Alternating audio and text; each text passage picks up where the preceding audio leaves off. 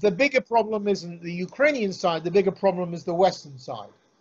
Western governments have drip-fed military aid to Ukraine because they want to give it only enough for Ukraine to survive and not be defeated, but never enough for Ukraine to have a victory.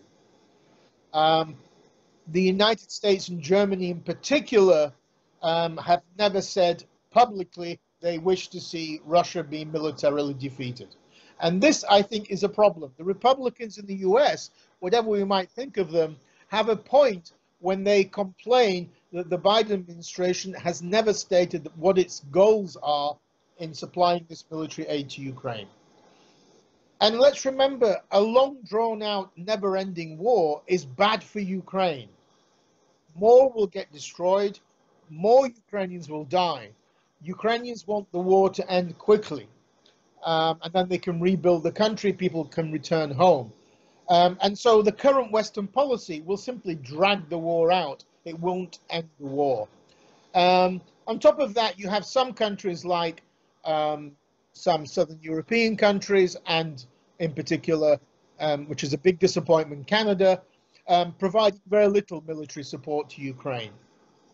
In this sense, the Trudeau government is a major disappointment for Ukraine, but that's part and parcel of its lack of commitment to NATO.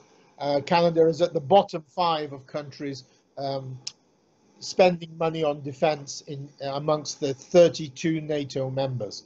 Prime Minister Trudeau says that Canada will only reach the 2% of GDP spent on defense, the goal of NATO since 2006.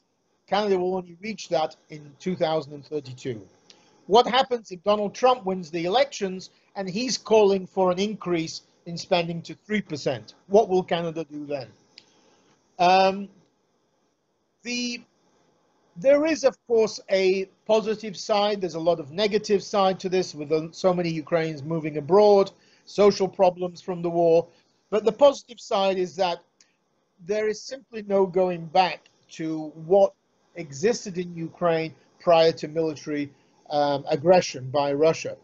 And what this means is that nation building in Ukraine has been speeded up, which is always the case when you have bloodshed and warfare.